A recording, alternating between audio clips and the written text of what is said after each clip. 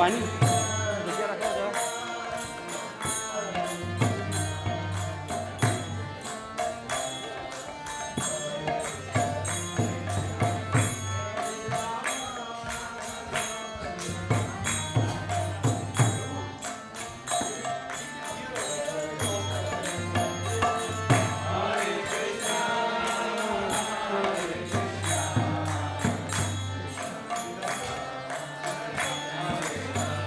माता जी, माता जी।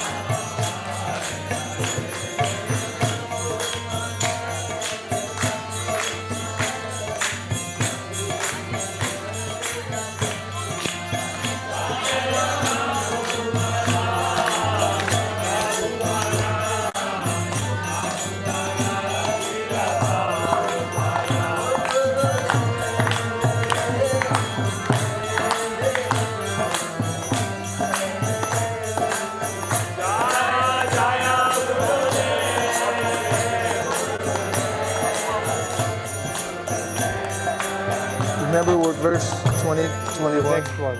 Okay.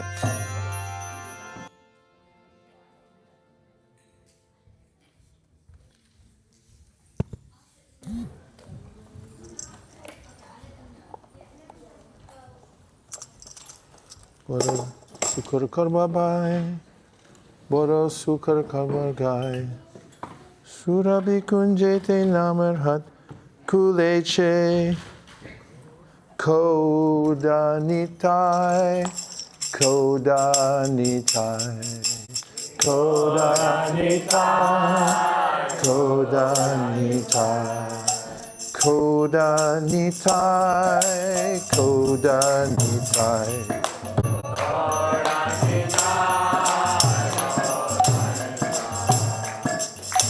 Boro sukar kabar gai, better go higher, right? Boro sukar kabar gai, boro sukar kabar gai, boro sukar kabar gai, boro sukar kabar gai. Surabi kunjete namar har kuleche, surabi kunjete kodanitai, kodanitai,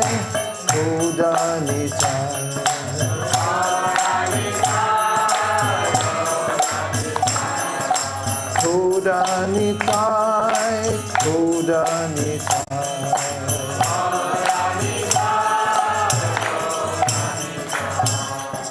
I'm singing news of the greatest happiness.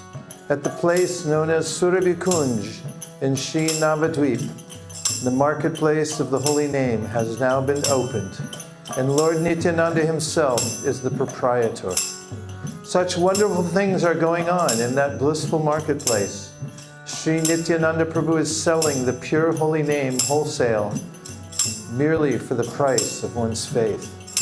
Seeing the assembly of devotees eagerly waiting to purchase the name, Lord Nityananda first examines each of them to test their qualification. Then he sells them the name by bargaining for his price accordingly. Oh, my dear friends, if you really want to buy this pure holy name, then just come along with me, for I am now going to meet with this Nityananda Mahajan. Thus you will finally be able to acquire the pure holy name.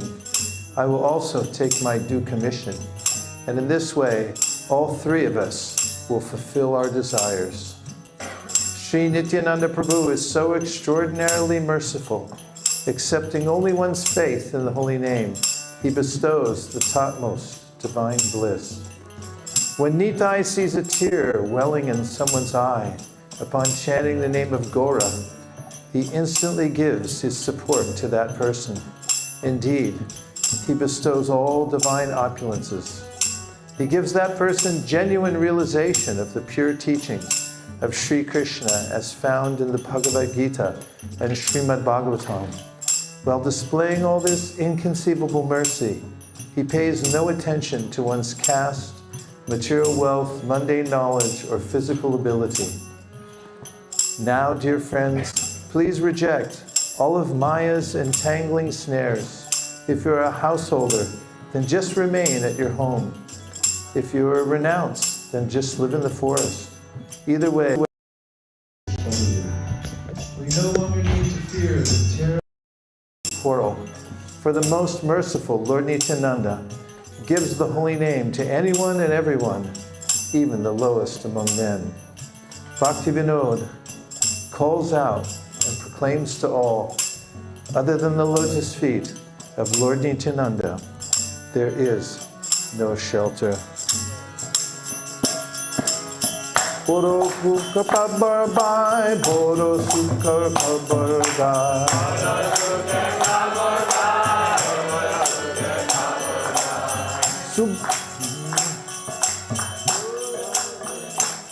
Too high. Boro sukar kabar gai, boro sukar kabar gai.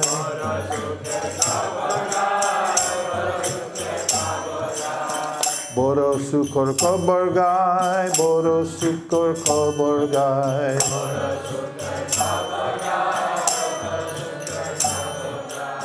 Surabhi kunjete namir hat kuleche.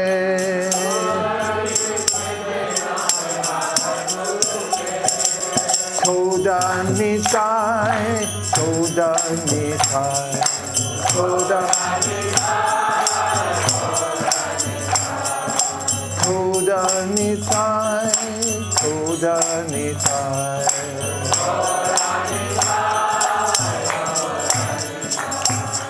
Bora mojar katatai, bora mojar katatai.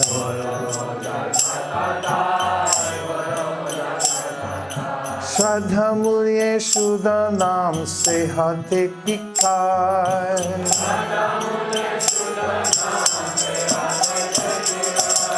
Koda nitai, koda nitai.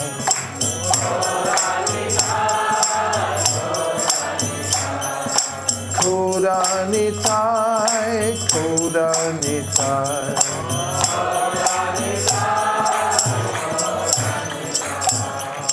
Jata bhakta vrindavasi, jata bhakta vrindavasi.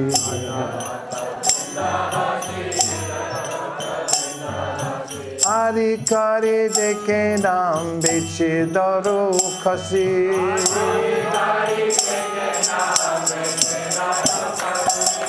Koda nitai, koda nitai.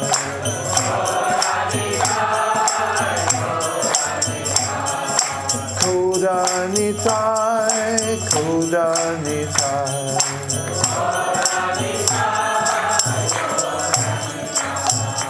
Jari nam kimbe bai, jari nam kimbe bai.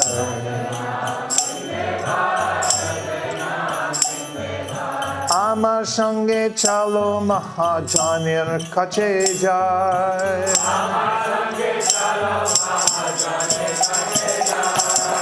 Koda nitai, koda nitai.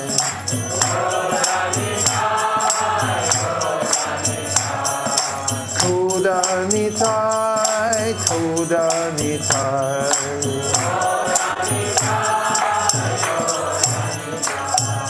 Tumi kimbe Krishna nam, tumi kimbe Krishna nam.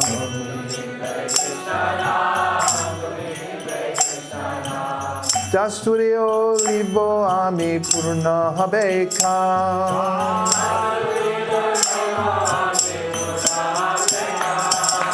Koda nitai, koda nitai.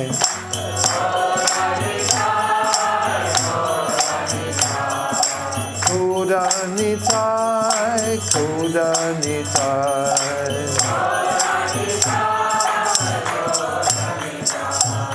Boro doyal nityananda, boro doyal nityananda.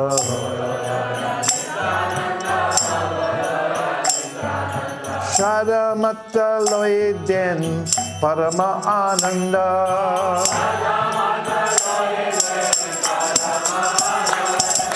Koda nitai, koda nitai.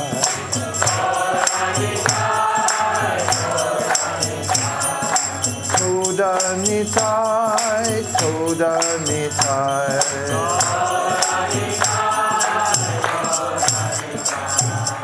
Ek bar dekh le chakshe jal, ek bar dekh le chakshe jal.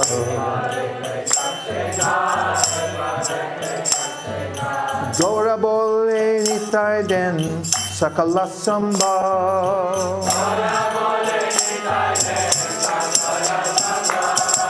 Koda nitai, koda nitai.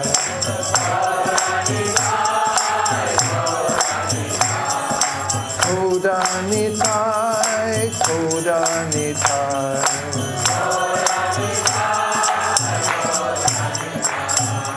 Den Shuddha Krishna Shika, den Shuddha Krishna Shika.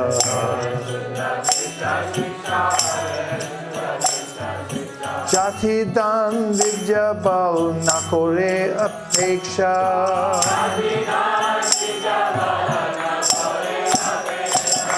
Koda nitai, Kodanitai.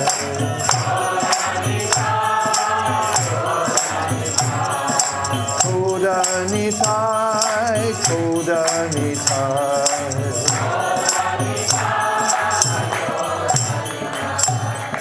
Amanichare Maya Jal, Amanichare Maya Jal.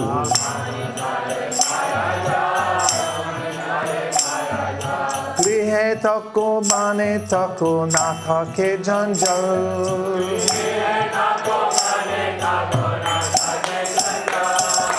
Kodanitai, Kodanitai.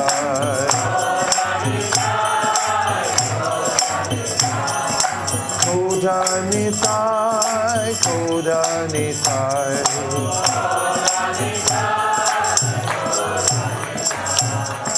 Aranaiko Karilabhai, Aranaiko Karilabhai.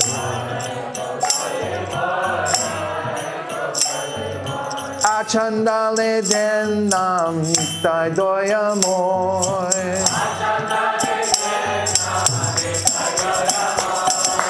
Kodanitai, Kodanitai.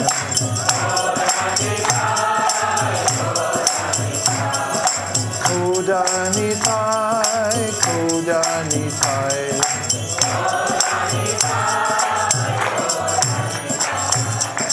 Bhakti Vinod Dhaki Khoi, Bhakti Vinod Dhaki Khoi.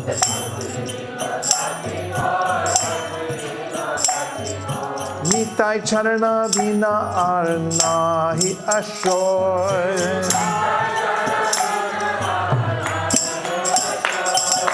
Kodanitai, Kodanitai.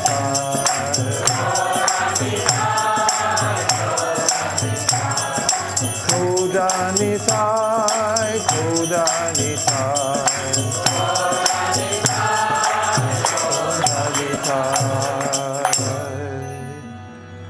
Srila Bhaktivedanta Thakur ki jai. Shri Nityananda Prabhu ki jai. Shri Shri Gaura ki jai. Welcome back, everyone. Thank you very much for coming. Let us first offer our respectful obeisances to His Divine Grace, A.C. Bhaktivedanta Swami Prabhupada, to all the previous acharyas, and to all the assembled devotees. Bancha kalpatarubhascha kripasinnavi evacha patitanam pavanibhyo vaishnavebhyo namo namaha. We're continuing our perpetual reading of the Srimad Bhagavatam, and we've come all the way up to the 8th canto, 3rd chapter. And we're taking up at text 22. So we left off at 21 last night. The Supreme Personality of Godhead creates His minor parts and parcels, the Jiva Tattva, beginning with Lord Brahma, the demigods and the expansions of Vedic knowledge, Sama, Rig, Yajur, and Tarva, and including all other living entities, moving and non-moving, with their different names and characteristics. As the sparks of a fire or the shining rays of the sun emanate from their source and merge into it again and again, the mind, the intelligence, the senses, the gross and subtle material bodies, and the continuous transformations of the different modes of nature all emanate from the Lord and again merge into Him. He is neither demigod nor demon, neither human nor bird nor beast. He is not woman, man, or neuter, nor is He an animal. He is not a material quality, a fruitive activity, a manifestation or non-manifestation. He is the last word in the discrimination of not this, not this. And He is unlimited. All glories to the Supreme Personality of Godhead. Purport. This is a summary description of the Supreme Personality of Godhead's unlimited potency. That Supreme One is acting in different phases by manifesting His parts and parcels, which are all simultaneously differently situated by His different potencies. Parasya Shaktir Vivadaiva Shruyate. Each and every potency is acting quite naturally. Subhaviki Jnana Bala Kriyacha. Therefore the Lord is unlimited. Natat Shamascha Vyadikashcha Drushyate. Nothing is equal to him, nor is anything greater than him. Although he manifests himself in so many ways, personally he has nothing to do. Natasya karyam karanam cha vidyate. For everything is done by expansions of his unlimited energies. I do not wish to live anymore after I am released from the attack of the crocodile. What is the use of an elephant's body covered externally and internally by ignorance? I simply desire eternal liberation from the covering of ignorance. That covering is not destroyed by the influence of time. Purport: in this material world, every living entity is covered by the darkness of ignorance. Therefore, the Vedas enjoin that one should approach the Supreme Lord through the spiritual master, who is described and offered prayers in the Gautamiya Tantra as follows. Om Jnana Timirandasya Jnananjana Shalakaya Chakshuru Nilitam Yena Tasmai Shri Gurave Namaha. I offer my respectful obeisances unto my spiritual master, who, with the torchlight of knowledge, has opened my eyes, which were blinded by the darkness of ignorance. Although one may struggle for existence in this material world, to live forever is impossible. One must understand, however, that this struggle for existence is due to ignorance. For otherwise, every living being is an eternal part of the Supreme Lord. There is no need to live as an elephant or man, American or Indian. One should desire only to achieve liberation from the cycle of birth and death. Because of ignorance, we consider every life offered by nature to be happy and pleasing. But in the degraded life within this material world, from the life of Lord Brahma down to that of an ant, no one can actually be happy.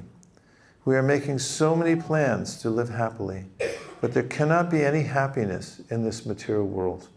However, we may try to make a permanent settlement in this life or that. Text 26. Now, fully desiring release from material life, I offer my respectful obeisances unto that Supreme Person who is the creator of the universe, who is himself the form of the universe, and who is nonetheless transcendental to this cosmic manifestation. He is the supreme knower of everything in this world, the super soul of the universe. He is the unborn, supremely situated Lord. I offer my respectful obeisances unto him. Purport. Sometimes when Bhakti Yoga Krishna consciousness is preached to the common man, people argue, where is Krishna? Where is God? Can you show him to us? In this verse, the answer is given that if we are sufficiently intelligent, we must know that there is someone who has created the entire cosmic manifestation, who has supplied and has become the ingredients for this cosmic manifestation, who is eternally existing, but who is not within the cosmic manifestation. Simply on the basis of this suggestion, one can offer respectful obeisances unto the Supreme Lord. This is the beginning of devotional life. Such an important purport, I'm going to read it again. Sometimes when Bhakti Yoga, Krishna consciousness is preached to the common man, people argue, where is Krishna? Where is God? Can you show him to us? In this verse, the answer is given that if we are sufficiently intelligent, we must know that there is someone who has created the entire cosmic manifestation, who has supplied and has become the ingredients for this cosmic manifestation, who is eternally existing, but who is not within the cosmic manifestation. Simply on the basis of this suggestion, one can offer respectful obeisances unto the Supreme Lord. That is the beginning of devotional life. Read it again. Sometimes when Bhakti Yoga, Krishna consciousness is preached to the common man, people argue, where is Krishna? Where is God? Can you show him to us? In this verse, the answer is given that if we are sufficiently intelligent, we must know that there is someone who has created the entire cosmic manifestation, who has supplied and has become the ingredients for this cosmic manifestation, who is eternally existing, but who is not within the cosmic manifestation. Simply on the basis of this suggestion, one can offer respectful obeisances unto the Supreme Lord. This is the beginning of devotional life. Text 27. I offer my respectful obeisances unto the Supreme, the Super Soul, the Master of all mystic yoga, who is seen in the core of the heart by perfect mystics when they are completely purified and freed from the reactions of fruitive activity by practicing bhakti yoga. Purport: the king of the elephants, Gajendra, simply accepted that there must be someone who has created this cosmic manifestation and has supplied its ingredients. This should be admitted by everyone, even the most determined atheists. Why then do the non-devotees and atheists not admit this? The reason is that they are polluted by the reactions of their fruitive activities. One must be freed from all the dirt accumulated within the heart due to fruitive activities performed one after another. One must wash off this dirt by practicing bhakti yoga. Yoga randita karmanaha. As long as one is covered by material nature's modes of ignorance and passion, there's no possibility of understanding the Supreme Lord. Tada rajas tamo bhava kama lopadayashchaye. Srimad Bhagavatam 1.2.19. When one is freed from the modes of ignorance and passion, one becomes free from the lowest qualities, kama and lobha, lust and greed. Nowadays, there are so many yoga schools to encourage people in developing their lusty desires and greed through the practice of yoga. People are therefore very much fond of so-called yoga practice. The actual practice of yoga, however, is described here, as authoritatively stated in the Srimad Bhagavatam 12.13.1, Dhyana vastita tadgatena manasa pashyanti yam yogina. A yogi is one who always meditates on the lotus feet of the Supreme Personality of Godhead. This is also confirmed in the Brahma Samhita 5.38. Premanjana chudita bhakti vilochanena santaksa daiva hridayeshu vilokyanti yam shama sundaram achintya guna swarupam govindamari purusham tamaham bhajami. I worship Govinda, the primeval Lord, who is Shama Sundar, Krishna himself, with inconceivable, innumerable attributes, whom the pure devotees see in their heart of hearts, with the eye of devotion tinged with the salve of love. The bhakti yogi constantly sees Shamasundara, beautiful Lord Krishna, with his blackish bodily hue. Because the king of the elephants, Gajendra, thought himself an ordinary animal, he thought himself unfit to see the Lord. In his humility, he thought that he could not practice yoga. In other words, how can those who are like animals in the bodily concept of life and who have no purity of consciousness practice yoga? In the present day, people who have no control over their senses, who have no understanding of philosophy, and who do not follow religious principles or rules and regulations, are nonetheless pretending to be yogis. This is the greatest anomaly in the practice of mystic yoga. Text 28. My Lord, you are the controller of formidable strength in three kinds of energy. You appear as the reservoir of all sense pleasure and the protector of the surrendered souls. You possess unlimited energy, but you are unapproachable by those who are unable to control their senses. I offer my respectful obeisances unto you again and again. Purport. Attachment, greed, and lust are three formidable forces that prevent one from concentrating upon the lotus feet of the Supreme Personality of Godhead. Worth repeating. Attachment, greed, and lust are three formidable forces that prevent one from concentrating upon the lotus feet of the Supreme Personality of Godhead. These forces act because the Supreme Lord does not like to be realized by non-devotees and atheists. However, when one surrenders unto the lotus feet of the Lord, these impediments are withdrawn, and one can realize the Supreme Personality of Godhead. Therefore, the Lord is the protector of the surrendered soul. One cannot become a devotee until one surrenders unto the Lord's lotus feet. Then the Lord gives one the intelligence from within, by which one can return home back to Godhead. Text 29. I offer my respectful obeisances unto the Supreme Personality of Godhead, by whose illusory energy the jiva, who is part and parcel of God, forgets his real identity because of the bodily concept of life. I take shelter of the Supreme Personality of Godhead, whose glories are difficult to understand. Purport. As stated in Bhagavad Gita, every living entity, regardless of whether he be human, demigod, animal, bird, bee, or whatever, is part and parcel of the Supreme Personality of Godhead. The Lord and the living entity are intimately related like father and son. Unfortunately, because of material contact, the living entity forgets this and wants to enjoy the material world independently according to his own plan. This illusion, Maya, is very difficult to surmount. Maya covers the living entity because of his willingness to forget the Supreme Personality of Godhead and make his own plan to enjoy this material world. As long as this contamination continues, the conditioned soul will be unable to understand his real identity and will perpetually continue under illusion life after life. Ato griyakshetra sutapta vitar janasya moho yam aham mameti.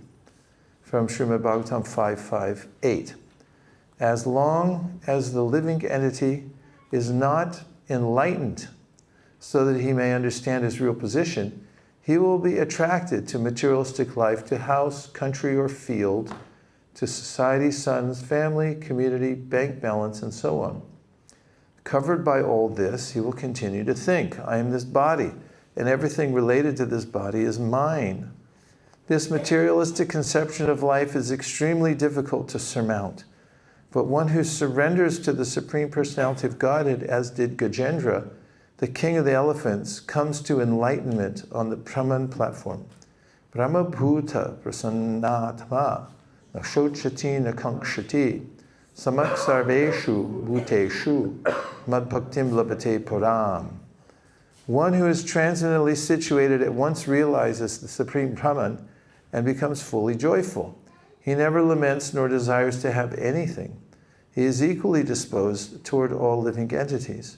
In that state, he attains pure devotional service unto me. Bhagavad Gita 18.54. Since a devotee is completely on the Brahman platform, he is not jealous of any other living entity. Samak sarveshu bhuteshu. Text 30. Sri Shukadev Goswami continued, when the king of the elephants was describing the supreme authority, without mentioning any particular person, he did not invoke the demigods headed by Lord Brahma, Lord Shiva, Indra, and Chandra. Thus, none of them approached him. However, because Lord Hari is the Supersoul, Purushottama, the personality of Godhead, he appeared before Gajendra. Purport. From the description of Gajendra, he apparently was aiming at the supreme authority, although he did not know who the supreme authority is. He conjectured, there is a supreme authority who is above everything. Under the circumstances, the Lord's various expansions, such as Lord Brahma, Lord Shiva, Chandra, and Indra, all thought, Gajendra is not asking our help. He is asking the help of the Supreme, who is above all of us. As Gajendra has described, the Supreme Lord has various parts and parcels, including the demigods, human beings, and animals, all covered by separate forms. Although the demigods are in charge of maintaining different aspects of the universe, Gajendra thought that they were unable to rescue him. Harim bina naiva mritim taranti. No one can rescue anyone from the dangers of birth, death, old age, and disease. It is only the Supreme Personality of Godhead who can rescue one from the dangers of material existence. Therefore, an intelligent person, to get free from this dangerous existence, approaches the Supreme Personality of Godhead, not any demigod. As confirmed in Bhagavad Gita 7.20, Kamais tais ter Hrityajnana prapadyante nyadevata. Those who are unintelligent approach the various demigods for temporary material benefits.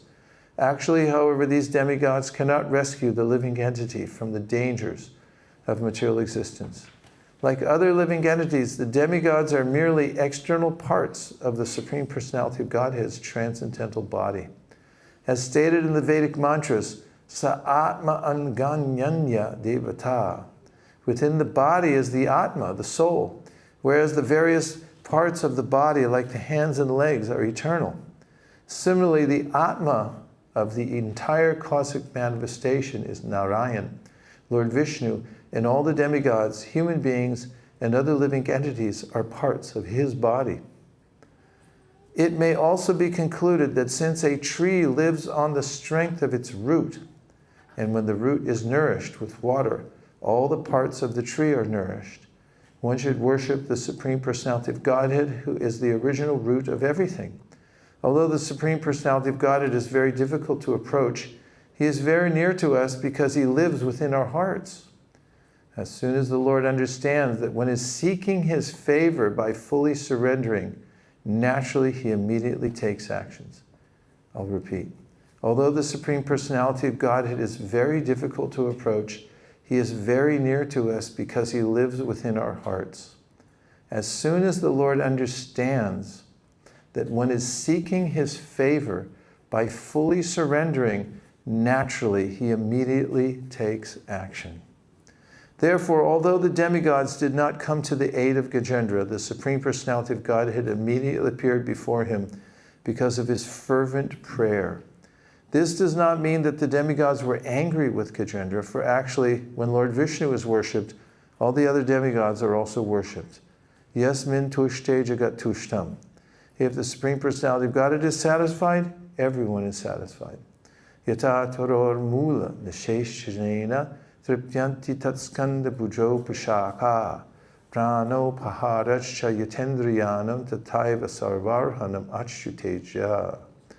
As pouring water on the root of a tree energizes the trunk, branches, twigs, and everything else, and as supplying food to the stomach enlivens the senses and limbs of the body, so simply worshiping the Supreme Personality of Godhead through devotional service automatically satisfies the demigods who are parts of that Supreme Personality. That's from Srimad Bhagavatam 4:31-14. When the Supreme Personality of Godhead is worshipped, all the demigods are satisfied. Text number 31.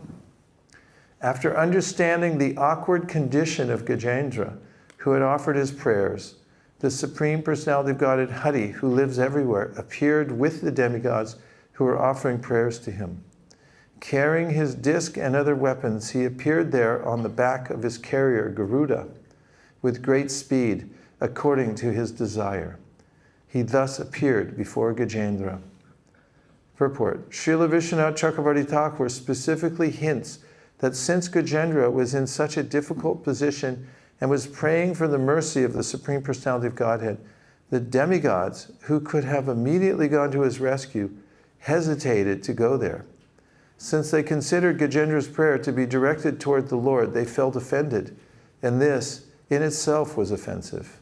Consequently, when the Lord went there, they also went and offered prayers to the Lord so that their offense might be excused. Text number 32.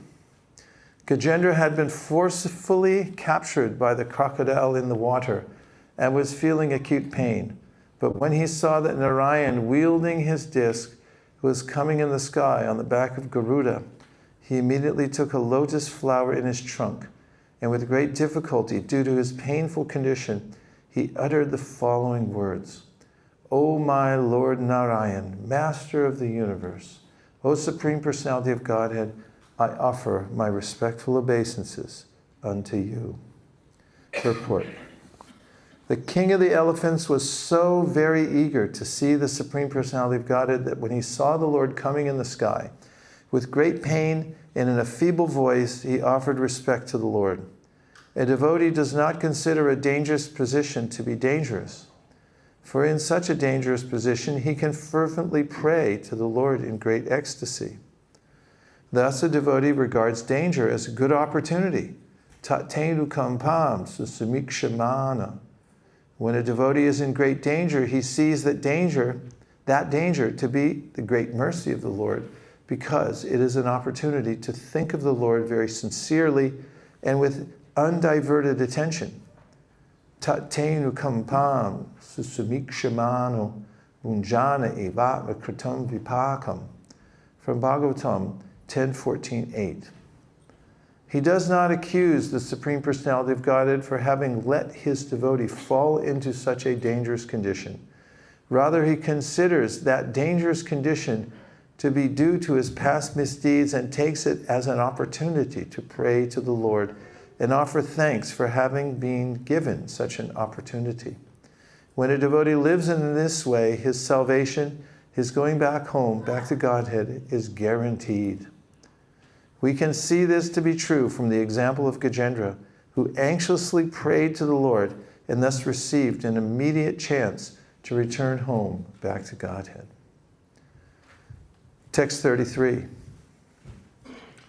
Thereafter, Gajendra, in such an aggrieved position, the unborn Supreme Personality of Godhead, Hari, immediately got down from the back of Garuda by his causeless mercy and pulled the king of the elephants along with a crocodile out of the water. Then, in the presence of all the demigods who were looking on, the Lord severed the crocodile's mouth from its body with his disc. In this way, he saved Gajendra, the king of the elephants. Thus end the Bhaktivedanta purport of the 8th canto, 3rd chapter of the Srimad Bhagavatam, entitled Gajendra's Prayers of Surrender. Now we'll take a few reflections or questions. Yes?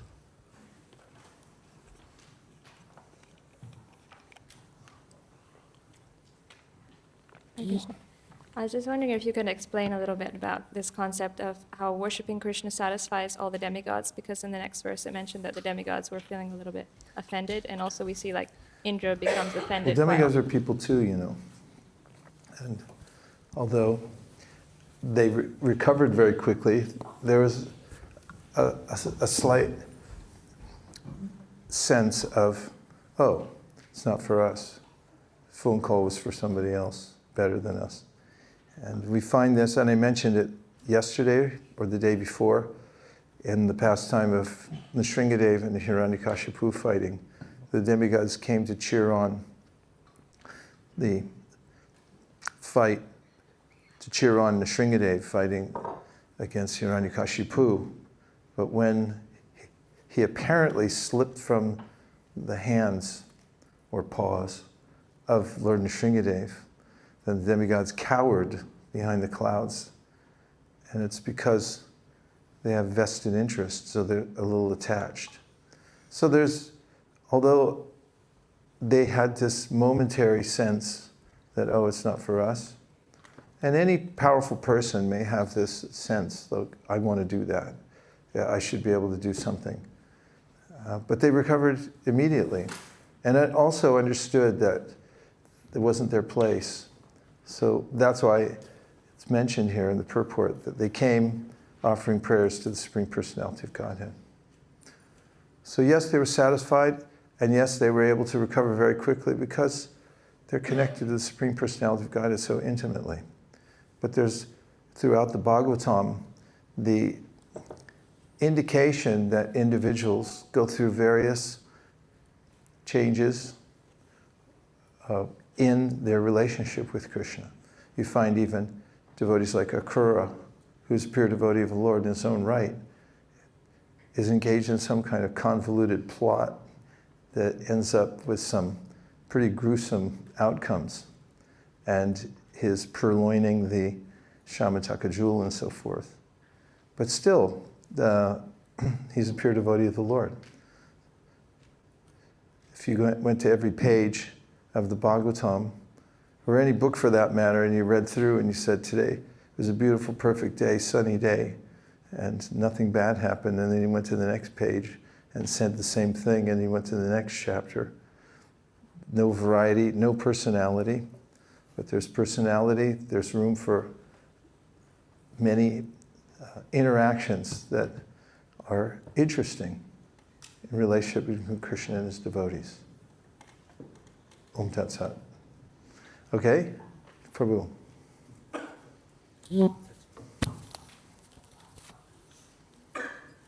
So Gajendra is facing a provoking situation. It's a calamity. But in spite of this, he is able to speak such extraordinary philosophy. To be able to philosophize during tough times is not an easy task.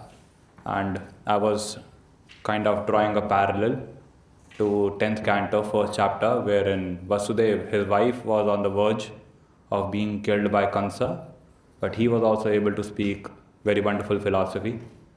So my question is, how can we come on this platform of be able to see the situation philosophically and not be carried away by emotions when tough times come in front of us?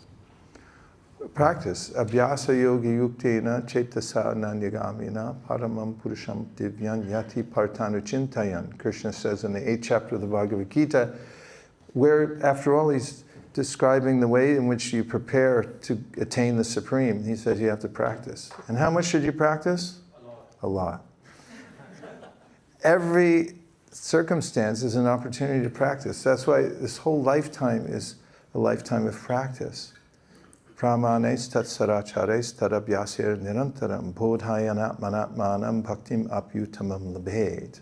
As Krishna tells Brahma at the very beginning of creation, as you know well, pramanais, you should take scriptural evidence, tat sadacharais, you should act properly by sadachar. Pramanes tat sadacharais tadabhyaser nirantaram. And he says, you should practice constantly. Abhyaser nirantaram, bodhayana manatmanam. So he gives this advice everywhere. And every circumstance we should take as an opportunity to practice. We find Vasudev. He is a great heroic figure. But we also find devotees who have practiced within our ISKCON society. For instance, Bhaktivedanta Manor, when he was in a dire situation about to leave the world, soon to leave the world, cancer that was decimating his body, and he uttered such beautiful prayers of surrender that he was feeling some ecstasy. And we find that Jayananda Prabhu, before he left the world, he was there in the 1976 Rath Yatra, and he already had big lumps indicating the kind of cancer that he had. He didn't reveal it to anyone because he wanted to finish his service at the Rath Yatra. And Prabhupada certified that because he was so intent to hear the holy name at the very last moments of his life, that Prabhupada said he went back to Godhead. So we should, as Prabhupada writes, in the light of the Bhagavat, not take going back to Godhead as a plaything. We should be very serious and take every opportunity to practice following Krishna's instructions in the Bhagavad Gita. And many of them are to remain equipoised amidst any kind of disturbances that we encounter. And if we can come, to repeat what Prabhupada just said, to this mood, this attitude that whatever happens is the mercy of the Lord, then you're qualified to go back home, back to Godhead. Attitude is everything. Anything else? Yes. Hare Krishna Maharaj. I wanted to thank you, the teaching you shared about the 4 interactions we should have. You shared that when you came last time, and it's really changed the way I approach any interaction in this world. I wanted to thank you, and I wanted to share a short poetic reflection, if that's okay. I think it might bring you some joy. We were hoping for that. On the way home last night, we were going, where's the poem? Thank you.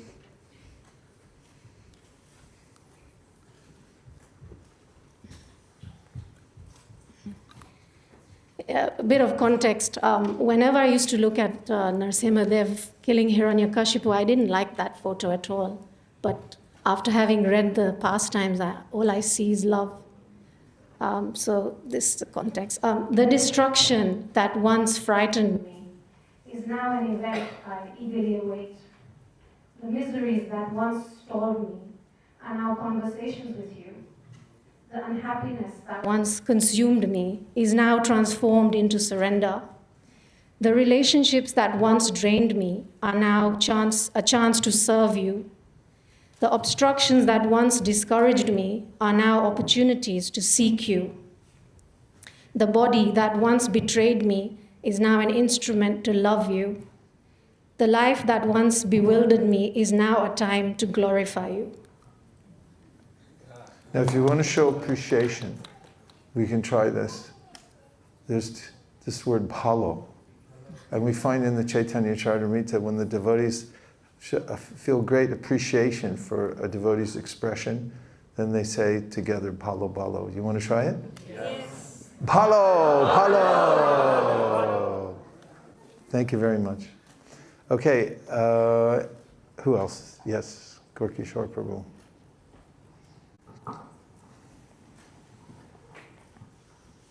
I was just wondering if you could help guide us through the progression in Bhagavatam, because we see that we go through 1, 2, 3, 4, 5, 6 to the 10th canto where we see ultimate surrender. It seems that Gajendra's pastime doesn't seem to follow a logical flow from the previous pastimes, like you've got Dhruva, you've got Ajamya. It would seem that his pastime doesn't quite show an advancement for the previous pastimes. I was just wondering, is there such a thing that the progressive pastimes are supposed to show that ultimate surrender? Is that how we're supposed to see it? Or is it that they're just stories within of themselves and that we're supposed to learn them like that? The aggregate of all the pastimes gives us the remedy for what Krishna mentions in the Bhagavad Gita are the three psychological anomalies that hold us back from advancing in spiritual life. That's the viraga, bhaya, and krodha. And the stories nested with one another bring out representations of all the ways in which we grapple with these three in this world. The Gajendra pastime is not insignificant, and nor is the level of advancement of Gajendra. We find that he begins with this sense of, we have a sense when we hear the unfoldment of this story of Arta, that, oh, he's in distress, he just wants to get free from distress, but that's not it. He doesn't want freedom from distress, and he expresses it very clearly in the crescendo of his prayers. He says, I don't want to come back into the elephant realm again. Although it was expressed before, he was the king of the elephants, he had liquor from somewhere, and he had every advantage possible for being the king of a very heavenly place. He said, I don't want any of this. I only want to surrender to you. And so this is an expression that the devotees have to come to. It's such a foundational pastime. That's why I reread a couple of those points. Oftentimes, people wonder, what is bhakti? And Prabhupada said, here it is. It's the position when a living being decides through his or her God-given intelligence that there is a purpose to the world. And I don't know exactly who it is, but there's somebody there. And Gajendra, we noticed, didn't know who the Supreme Personality of Godhead was, but he had that intelligence, there is someone. And he was praying, to that supreme person. And Prabhupada indicates that this is the beginning of bhakti. And this is such a relatable story because if you interview people who have come to the Krishna conscious movement on any continent, you'll find that they've had a Gajendra experience. It may not have started with Artha, that they were in such misery or fear that they called out. But one way or another, they had that existential angst that motivated them to make a prayer, a sincere prayer, because that's all it takes. And once one makes that sincere prayer that there is a supreme controller, and please help me, the stories are ample of those who say, a moment later, I walked out of the store and someone said, excuse me, or whatever it may be, in various forms that the Lord saves one. So this is one of those foundational stories, fits with Dhruva and others in that Dhruva is also foundational, showing what is the standard of the devotee. At the end of the Dhruva story, the Lord offers him a benediction. And he said, no thanks, this wasn't transactional. I'm not a vanik. I don't want anything from you. I'm your servant. You're my master. And that's just the way it is. And then Krishna says, yeah, but I'm Bhagavan. I give stuff. You take something. And then he said, just save my father. And he said, oh, that's already done. Take something else. So as far as the chronology, it's not necessarily one thing leads to another, but in the aggregate, all of them are there to address the various ways in which we're held back from complete surrender to the Supreme Personality of God. And didn't you just feel relief from hearing the story? That Gajendra, and then Prabhupada points out, we all have a crocodile somewhere in our life. And we're brought to this point. Let's start over. We can make things too complicated and think, oh, this process, I'm no good at it. No, we're really good at it if we're just sincere, because that's all it takes. To go back to the foundation, strip it back to what brought you here in the first place. What was it?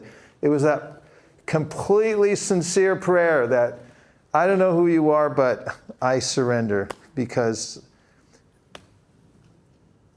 I have this sense that that's what I'm supposed to do, and I won't settle for anything else. And when we have that, then the Lord comes forth and reveals himself.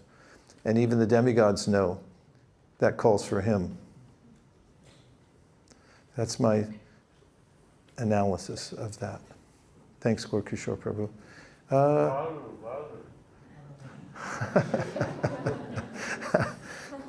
Let's see, anybody else? Yes. We have a question from the online guest. Who's the online guest? Hare Krishna 6560. 6560. Okay. If we get disturbances from material people, we take shelter of. If we get disturbances from material people, we take shelter of spiritual people. What happens if we get disturbances from spiritual people? Well, people are people, and we can pretty much anticipate that in our interactions, as Kunti says in her prayers, that there are various problems due to social interaction. So all these difficulties we see going into Kurukshetra arose because of the combinations and permutations of relationships that are very hard to trace out, how we started as friends, turned out as enemies, and so forth. That's the nature of the material world. It's topsy-turvy. And Prabhupada, oftentimes when confronted with those who wanted a more straightforward answer, that, for instance, we're in a spiritual organization, therefore everything should be peaceful and everyone should be peaceful. The person who wrote that was Atreya Rishi Prabhu, and he was managing, and rightly so. He had some concerns because why were there difficulties amongst certain leaders? So he had written to Prabhupada, and Prabhupada said, your idea is Mayavad. And he said, every soul is an individual, and therefore there will be differences of opinion, even in this spiritual realm. He said, don't seek a land of, what's the word? A utopia. Don't seek utopia. It's a utopian idea that there will just be peace. When I read the verse in the Sri Brahma Samhita, the Shriya Kanta Kanta Padama Purusha Kalpatara Vodruma, that verse, in the translation that comes from Srila Bhaktisiddhanta Saraswati Thakur or his followers, it says there in that spiritual realm, all living beings are enjoyable and tasty. Doesn't mean they taste good, but it means they're interesting. And there's, in the spiritual realm, there are various interesting interactions between all living beings because they're eternal, they're fully conscious, they have free will, it's not necessarily predictable, and all kinds of interesting things happen. Now I forgot what question I was answering. Why is it that? Now I can't understand anything because it's all coming at once. What was it? The question was, when we have material problems, we can go to spiritual people. Yeah. But when we have spiritual problems. Yeah, all right. Anyway, that's an expression of maybe some sense of frustration, or maybe it's more lighthearted, but the premise may not be exactly right. Because if you go to materialistic people, by nature, they'll give you a materialistic answer, a solution. Whereas devotees, no matter how much they may be annoying to some degree or another in our relationships, if they ever are, they'll at least give you the right answer, which is to surrender to Krishna. And that's okay. So we have to tolerate a little bit. Plus, we also have to find those that we have a congruent relationship with. This is also helpful, because just because people are devotees doesn't necessarily mean that we're going to love being with them all the time. And some people we will. And that's why in the spiritual world there are gunas. There are little groups there.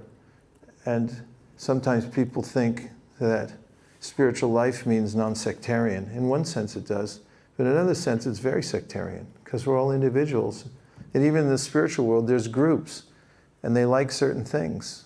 They like certain aspects of Krishna, and they group together. So we have to find those groups where we find shelter, and we can take solace and get good answers. Could have started with that. We'll take one more. Yes?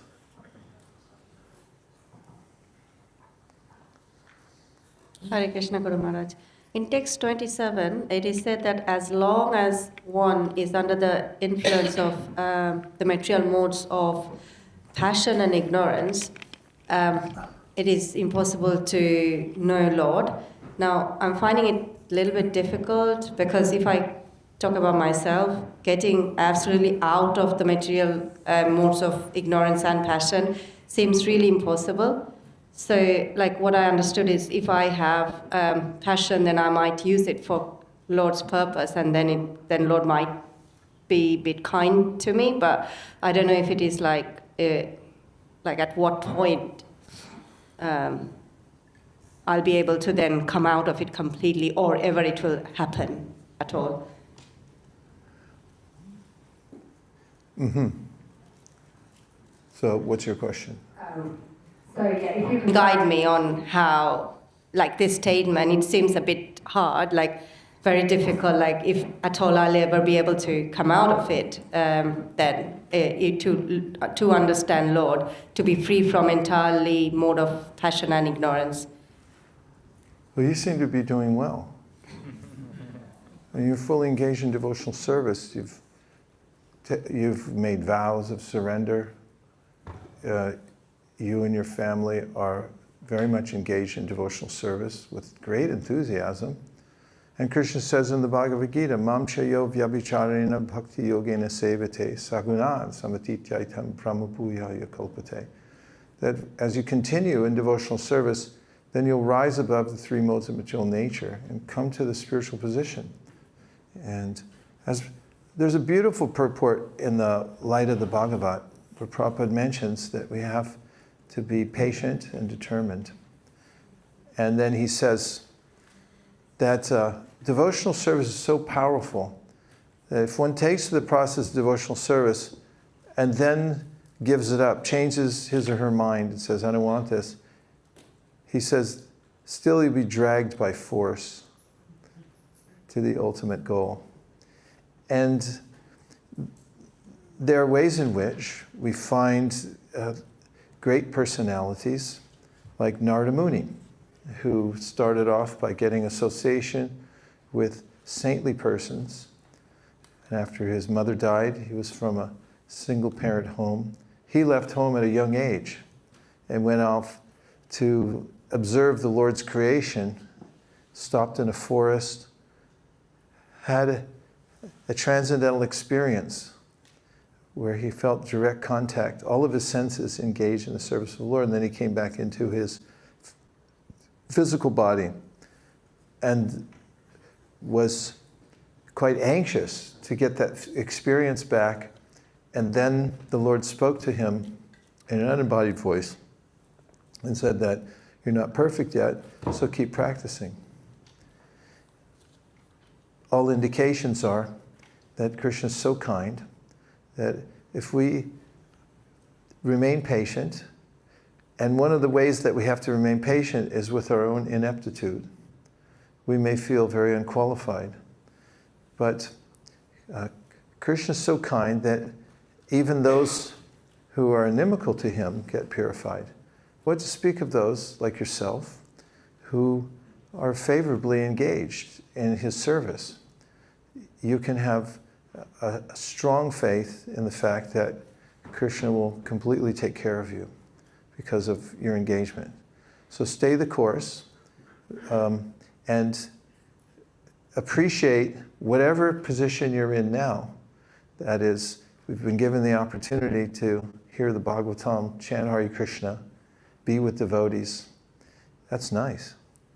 And continue that. And put your mind to using one whole lifetime in Krishna's service. And as Gajendra was delivered, you'll also be delivered. Om Tat Sat. Yeah. Hare Krishna, Guru Maharaj. Hare Krishna. Thank you so much for a wonderful class. Guru Maharaj, I just have one question about that. In Srimad Bhagavatam, most examples like Gajendra and Ajamal, they all get this complete surrendering towards the end of the life. So is there any chance for us to get that, the complete surrenderance before that end point? Because once we have that complete surrendering, we would like to, just serve Krishna.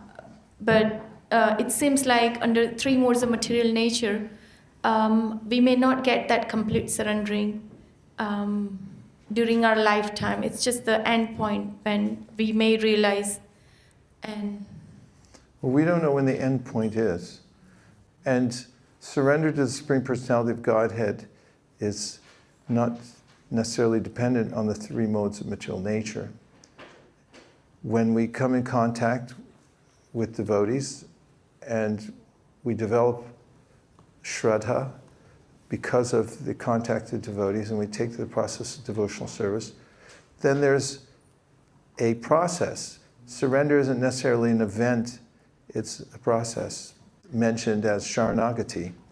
There's a way that you use your life whatever position you're in now, as Bhaktivedanta Thakur was saying in that last song we sang, about wherever you are, in the forest or in the city, that you accept things that are favorable, and you winnow out those things that are not favorable in your life.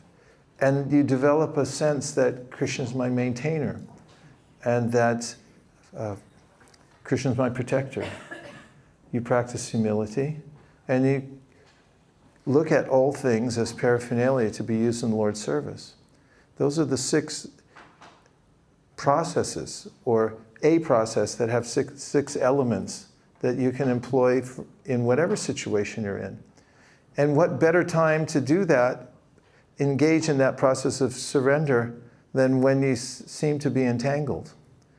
We may sing, there'll be some ideal time in this world to use those methods, but actually it's best when there's some sense of entanglement or adversity, because unflinching devotional service means we live a life in which we practice not flinching in the face of the modes of material nature. So although we may be surrounded by what appears to be the material world, we're impervious to it as long as we maintain our fidelity to Krishna's orders in the Bhagavad Gita. Brahmanyadaya karmani sangham tyakva karotiya lipitena sapapena padma patram vibambasa. Krishna says, you may be in the water, but you won't be touched by it. So you're in the process of surrender. Didn't you just take initiation? That's a big deal, don't you think? These are steps we take throughout our life. So Krishna recognizes that there is a way in which, although we've taken to the process of devotional service, we have faith in hearing and chanting, that still there may be an interim time when we feel that we can't fully engage. That's that famous verse from, at least I'm trying to make it famous, from the 11th canto of the Srimad Bhagavatam. And Krishna says, Jata Shraddha Makkatasu Nirvina Sarvakarmasu Veda Dukkatmakam Kamam Spirityagye Pranishvara. This is a Vishaka. Prabhu quoted this at the Rise retreat. Tato bhajeta mamprita shraddha lojajanishchaya jushamanas tatam kamams duko darkams tagariyan. So Krishna says, the person has full faith that by hearing and chanting will attain success.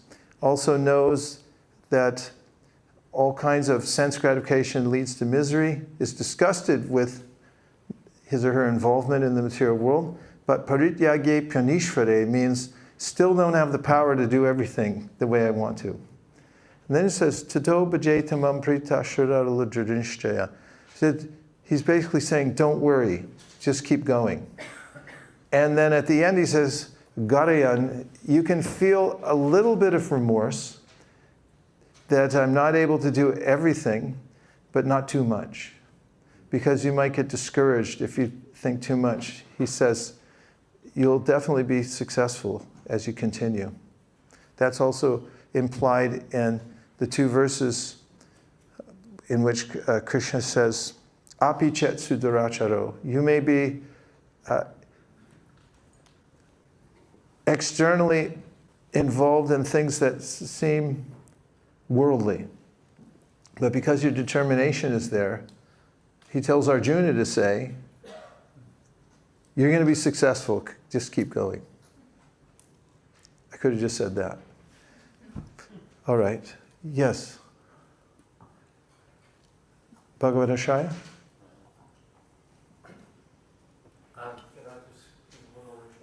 Yeah. I don't know your name, Matatipa. From personal experience. Keep the mic.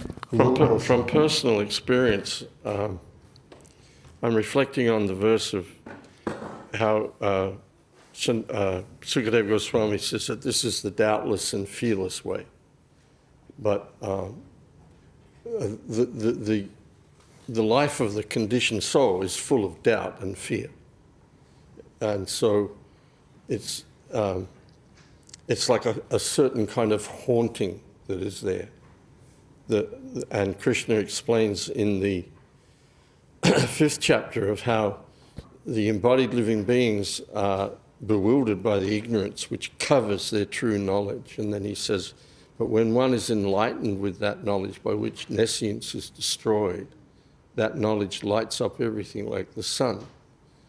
But then we see sometimes there's cloudy days, and there's so much cloud, you wonder if the sun's there. But there's still light. And then in the next verse, Krishna says, when one's intelligence, mind, faith, and refuge are all fixed in the Supreme, then one becomes cleansed of all misgivings by virtue of complete knowledge. So that haunting of doubt and fear is like a hangover from being a conditioned soul. But as Vaisheshika Prabhu is saying, stay in the process, stay in the practice, and gradually and proportionately the clouds and everything evaporate away, and you become, then it says, then you proceed straight on the path of liberation. Bhalo. That explains a lot. We have a hangover, that's what it is. Or extreme jet lag from traveling from one body to the next. I want to touch on the point you made about did you say haunting?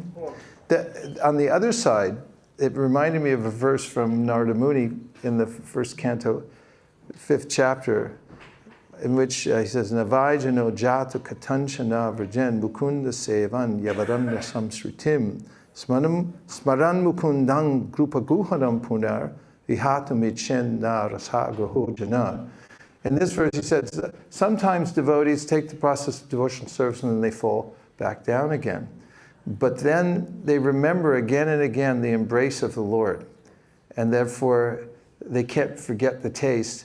And in his commentary, Vishwanath Chakravarti Thakur says that they're haunted, I'll say it again, they're haunted by rasa.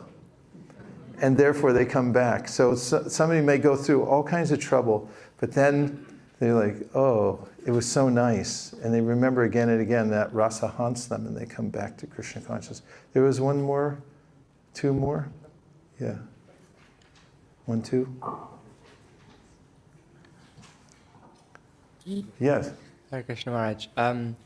So I was, you were saying about the interim period where like you practice devotional service and then you get to the surrendering stage. So then I was just thinking, like, Gajendra didn't really do that. Like, he was just enjoying life and like he was kind of on holiday or something. But so then how come he got to that surrendering stage so perfectly? And not like a comparison, but I'm just wondering why. Like, how come he got it so was well? because of the progress he made in his previous life. And that's what we're going to get into in the next chapter. He had previous impressions very deeply within him from his past life. And oftentimes, as we'll find throughout the Bhagavatam, in fact, you could try to you can investigate and find that practically all of these major breakthroughs are preceded by some kind of a seeming disaster, like a curse from someone who says, I curse you to this or that. And it's a similar thing with Gajendra. But the whole point of his being able to recall these prayers was that he had practiced in his previous life so determinedly that they came back to him quite naturally in this life. Did you have a point? Okay, and the last one? And then we have a bhajan waiting for you. Please go ahead. Yes, Guru Maharaj. I was just trying to go back and find the place where the crocodile caught the feet of the elephant, Gajendra, and how it happened. And Prabhupada says by arrangement of providence. So I was thinking in Gita, Krishna says that he is not biased to anybody, but he favors the devotees.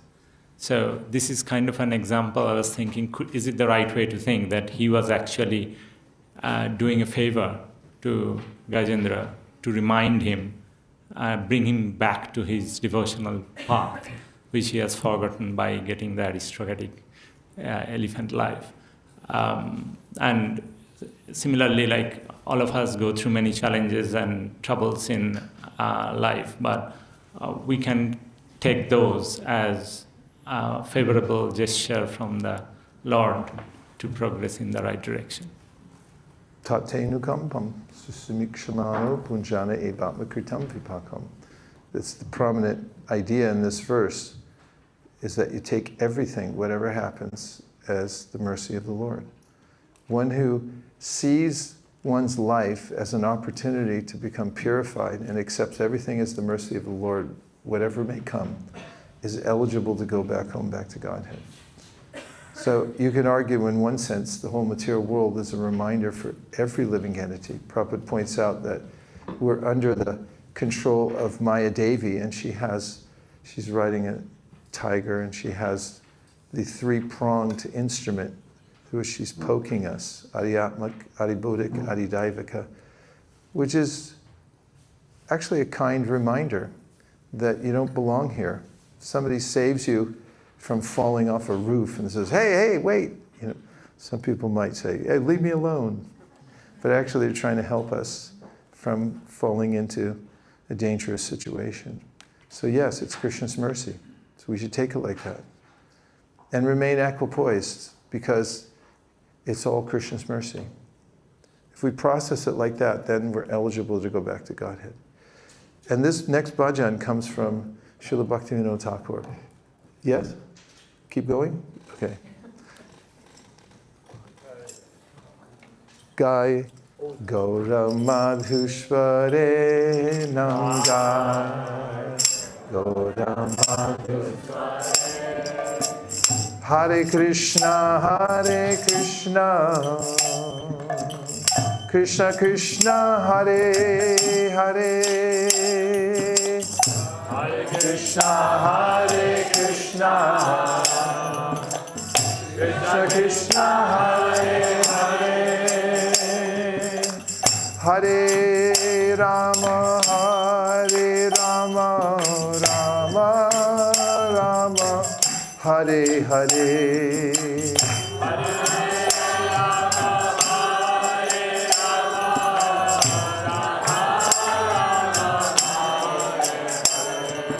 Gai Gaura Madhushvare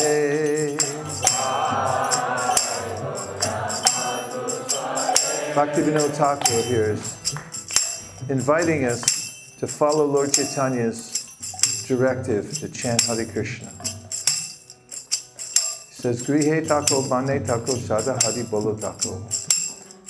Wherever you are, keep chanting Hare Krishna. Keep the transcendental vibration going. Sukhe duke bolo nako varane harinam korore. Whatever situation you're in, the main thing is to keep chanting Hare Krishna. Then he says, Maya jala jale bada hoye acha miche kajloye. You've been caught by the net of Maya. And Radha Madhava Nam Volore. You haven't gotten the opportunity to chant the names of the Lord, so take the opportunity while you can. And he says, Jivana hoy lo shesh. Your life can come to an end at any second. Therefore, he chides us and says, you haven't gotten that taste yet. Don't give up. Try to get at least one time, he says. Ek bar nam rashe mato re. Mato means a kind of swoon, intoxication that you get from chanting Hare Krishna. He said, you should try for this before you drop out of this body. Try to get that taste where you feel, oh, that was so nice, by chanting Hare Krishna. Nam gai godam madhushvare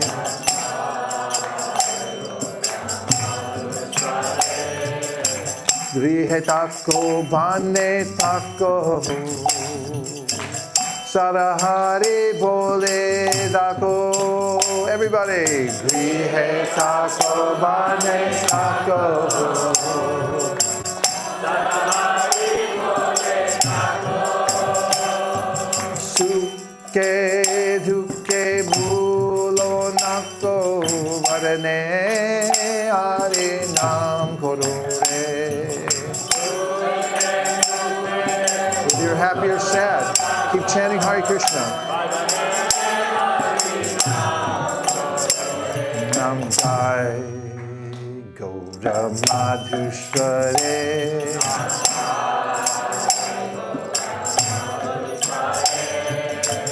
Hare Krishna, Krishna Krishna, Hare Hare. Everybody, Hare Krishna, Krishna Krishna, Hare Rama, Rama Rama, Hare Hare.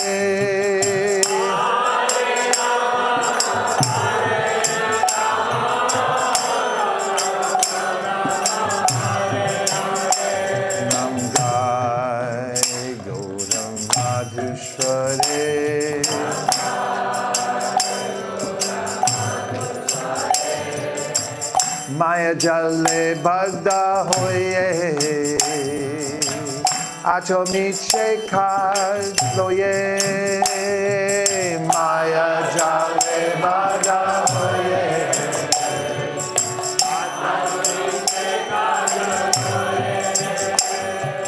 eko no chetana peye, Radha Madhav nam bolore.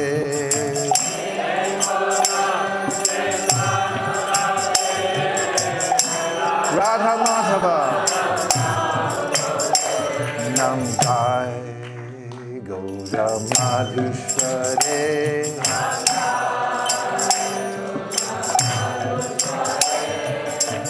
Hare Krishna, Krishna Krishna, Hare Hare.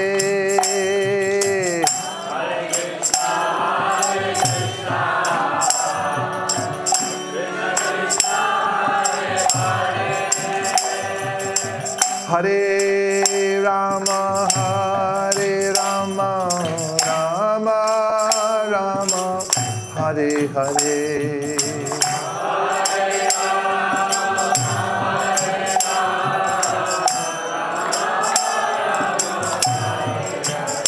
Namgai Gauram Madhushware. Okay, here we go. Last line from Bhaktivedanta Thakur.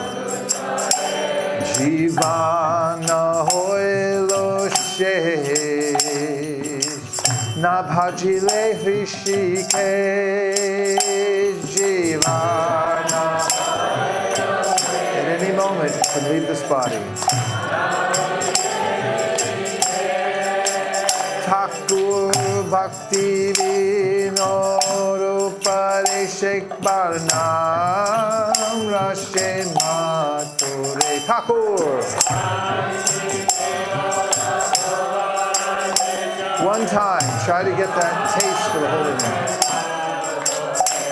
Namgai Gauda Madhushware. Namgai Gaura Madhushware. Gaura Madhushware.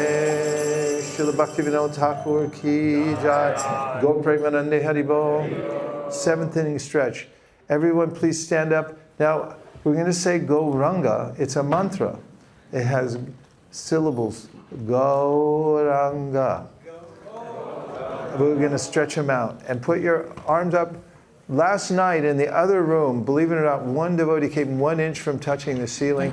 So we're going to try again tonight and see if you could grab hold of something up there. Ready? 1, 2, 3. Go!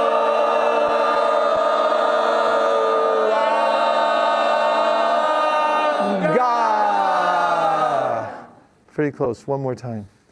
Go!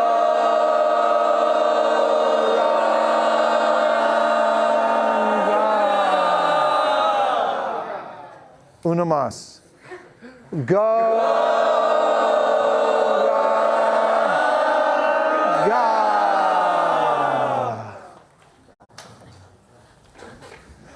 Guess where we're going now? To the spiritual world. Gajendra returns to the spiritual world.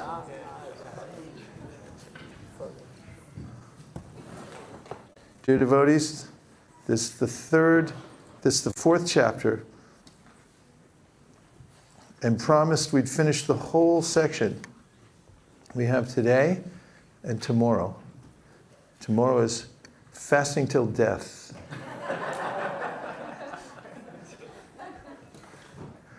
Just kidding. Okay. Sri Shukadeva Goswami said, when the Lord delivered Gajendra, king of the elephants, all the demigods, sages, and Gandharvas, headed by Brahma and Shiva, praised this activity of the Supreme Personality of Godhead and showered flowers upon both the Lord and Gajendra. Purport, it is evident from this chapter that great sages like Devala Rishi, Narada Muni, and Agastya Muni will sometimes curse someone. The curse of such a personality, however, is in fact a benediction. But the crocodile, who had been a Gandharva in his previous life, and Gajendra, who had been a king named Indradumna, were cursed, but both of them benefited.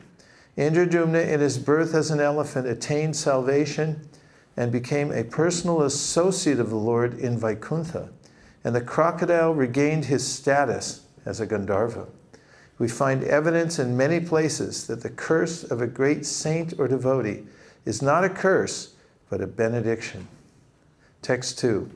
There was a beating of kettle drums in the heavenly planets. The inhabitants of Gandharva Loka began to dance and sing, while great sages and the inhabitants of Charana Loka and Siddha Loka offered prayers to the Supreme Personality of Godhead, Purushottama. The best of the Gandharvas, King Huhu, having been cursed by Devala Muni, had become a crocodile. Now, having been delivered by the Supreme Personality of Godhead, he assumed a very beautiful form as a Gandharva. Understanding by whose mercy this had happened, he immediately offered his respectful obeisances with his head and began chanting prayers just suitable for the transcendental Lord, the Supreme Eternal, who is worshipped by the choicest verses. Purport. The story of how the Gandharva had become a crocodile will be described later. The curse by which the Gandharva took this position was actually a blessing, not a curse. One should not be displeased when a saintly person curses someone, for his curse indirectly is a blessing. The Gandharva had the mentality of an inhabitant of the celestial planetary system, and for him to become an associate of the Supreme Lord would have taken millions of long years. However, because he was cursed by Devala Rishi, he became a crocodile, and in only one lifetime was fortunate enough to see the Supreme Personality of Godhead face to face and be promoted to the spiritual world to become one of the Lord's associates. Similarly, Gajendra was also delivered by the Supreme Personality of Godhead when he was freed from the curse of Agastya Muni. Having been favored by the causeless mercy of the Supreme Personality of Godhead and having regained his original form, King Huhu circumambulated the Lord and offered his obeisances. Then in the presence of all the demigods, headed by Brahma, he returned to Gandharva Loka. He had been freed of all sinful reactions. Because Gajendra, king of the elephants, had been touched directly by the hands of the Supreme Personality of Godhead, he was immediately freed of all material ignorance and bondage. Thus he received the salvation of Sarupya Mukti, in which he achieved the same bodily features as the Lord, and being dressed in yellow garments and possessing 4 hands.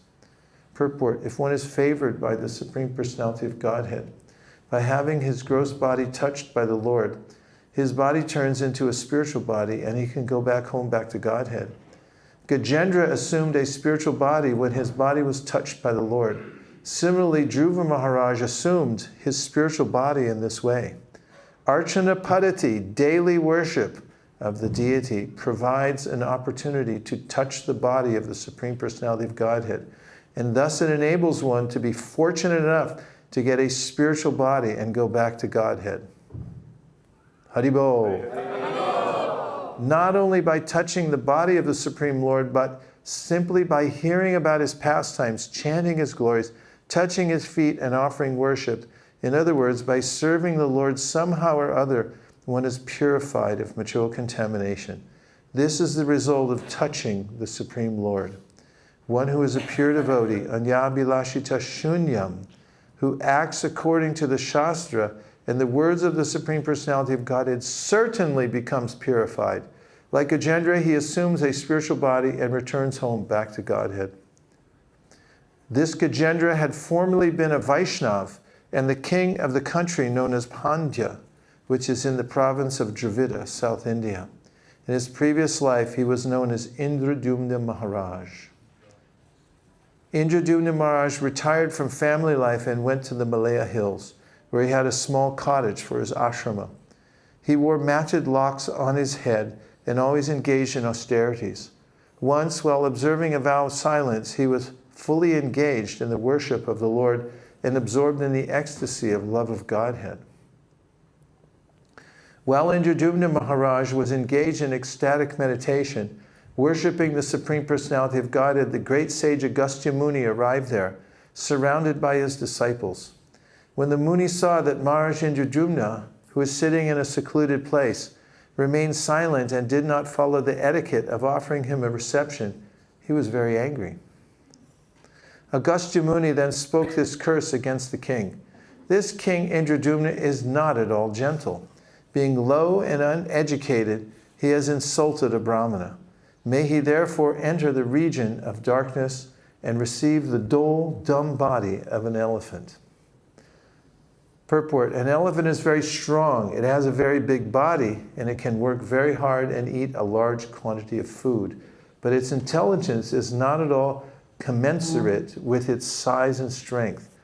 Thus, in spite of so much bodily strength, the elephant works as a menial servant for a human being. Agastya Muni thought it wise to curse the king to become an elephant because the powerful king did not receive Agastya Muni as one is obliged to receive a Brahmana.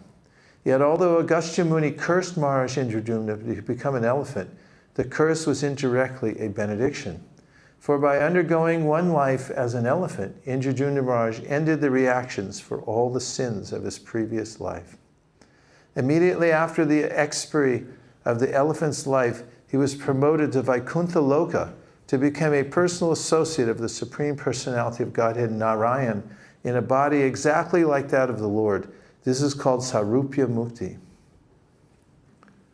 Shukadeva Goswami continued, "My dear king, after Agastya Muni had thus cursed King Indradumna, the Muni left that place along with his disciples. Since the king was a devotee, he accepted Agastya Muni's curse as welcome because it was the desire of the Supreme Personality of Godhead. Therefore, although in his next life he got the body of an elephant, because of devotional service, he remembered how to worship and offer prayers to the Lord." Purport: this is the unique position of a devotee of the Supreme Personality of Godhead. Although the king was cursed, he welcomed the curse because a devotee is always aware that nothing can happen without the desire of the Supreme Lord. Although the king was not at fault, Agastya Muni cursed him, and when this happened, the king considered it to be due to his past misdeeds. Tatenu kampam susamikshimana. 10.14.8. This is a practical example of how a devotee thinks. He regards any reverses in life as blessings of the Supreme Personality of Godhead. Therefore, instead of being agitated by such reverses, he continues his activities of devotional service. And Krishna takes care of him and enables him to be promoted to the spiritual world back to Godhead. If a devotee has to suffer the reactions of his past misdeeds, the Supreme Lord arranges for him to be given only a token of these reactions. And very soon he is freed from the reactions, all the reactions of material contamination. One should therefore adhere to devotional service, and the Lord himself will very soon see to one's promotion to the spiritual world. One should therefore adhere to devotional service, and the Lord himself will very soon see to one's promotion to the spiritual world. A devotee should not be disturbed by unfortunate circumstances, but must continue his regular program, depending on the Lord for everything. The word Upadarayan, considering, is very significant in this verse. This word indicates that a devotee knows what is what. He understands what is happening in material, conditional life. Upon delivering the king of the elephants from the clutches of the crocodile and from material existence which resemble a crocodile, the Lord awarded him the status of Sarupya Mukti. In the presence of the Gandharvas, the Siddhas, and the other demigods who were praising the Lord for his wonderful transcendental activities, the Lord, sitting on the back of his carrier, Garuda, returned to his all-wonderful abode and took Gajendra with him. Haribol. In this verse, the word vimoksha is significant. For a devotee, moksha or mukti, salvation, means getting the position of the Lord's associate. The impersonalists are satisfied to get the liberation of merging in the Brahman effulgence.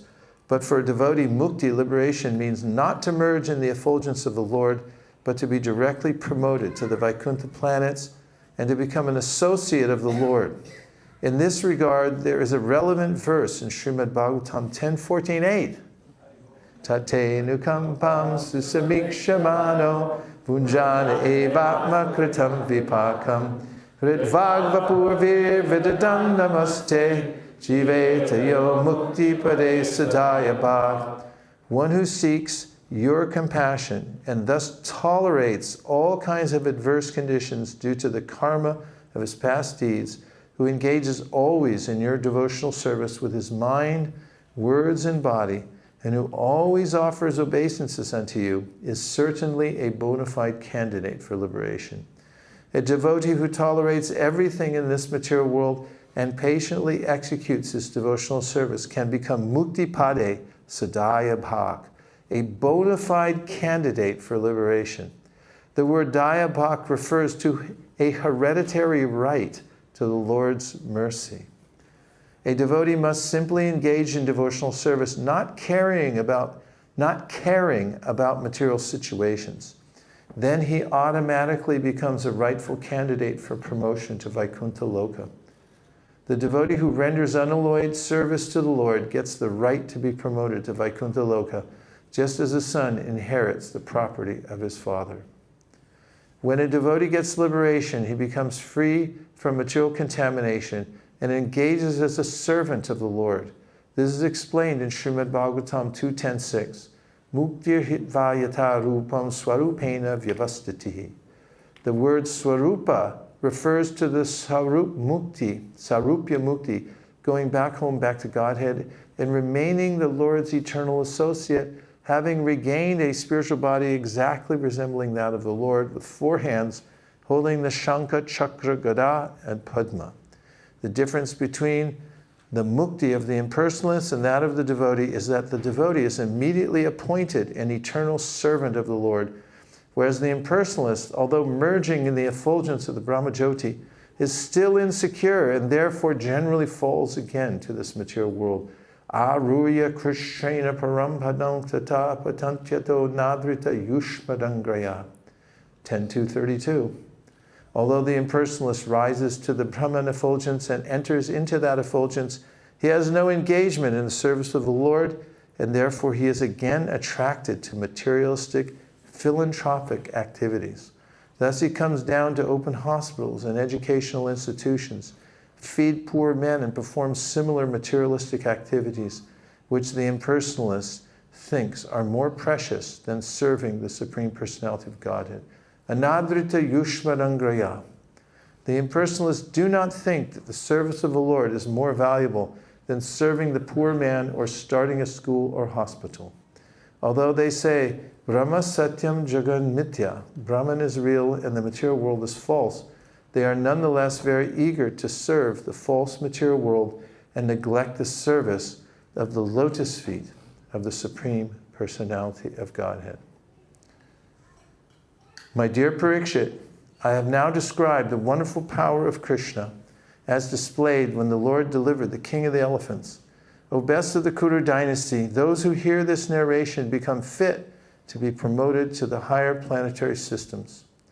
Simply because of hearing this narration, they gain a reputation as devotees. They are unaffected by the contamination of Kali Yuga, and they never see bad dreams. Thereafter, after getting up from bed in the morning, those who desire their own welfare, especially the Brahmanas, Kshatras, Vaishyas, and in particular the Brahmana Vaishnavas, should chant this narration as it is, without deviation, to counteract the trouble of bad dreams. Purport: every verse in the Vedic literature, especially in the Srimad Bhagavatam and Bhagavad Gita, is a Vedic mantra.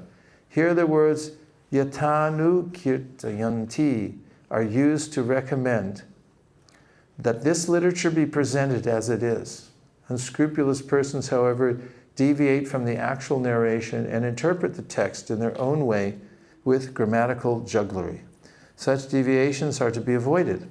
This is a Vedic injunction supported by Shukadeva Goswami, one of the Bhajans, or authorities. He says, yatanu kirtayanti. One should recite the mantra as it is, without deviation, for then one will be eligible to rise to the platform of all good fortune. Shukadeva Goswami especially recommends that those who are brahmanas, suchaya, recite all these mantras after rising from bed in the morning. Because of sinful activities at night, we have bad dreams. Because of sinful activities, comma in the right place. Because of sinful activities, at night we have bad dreams, which are very troublesome. Indeed, Maharaj Yudhishthira was obliged to see hell because of a slight deviation from devotional service to the Lord. Therefore, dushwapna, bad dreams, occur because of sinful activities. A devotee sometimes accepts a sinful person as his disciple, and to counteract the sinful reactions he accepts from his disciple, he has to see a bad dream. Nonetheless, the spiritual master is so kind that in spite of having bad dreams due to the sinful disciple, he accepts this troublesome business for the deliverance of the victims of Kali Yuga. After initiation, therefore, a disciple should be extremely careful not to commit again any sinful act that might cause difficulties for himself and the spiritual master.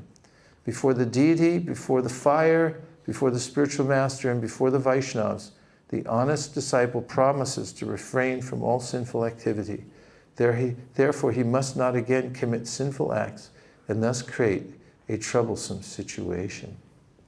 O best of the Kudur dynasty, the Supreme Personality of Godhead, the super soul of everyone, being thus pleased, addressed Gajendra in the presence of everyone there. He spoke the following blessings. Are you ready?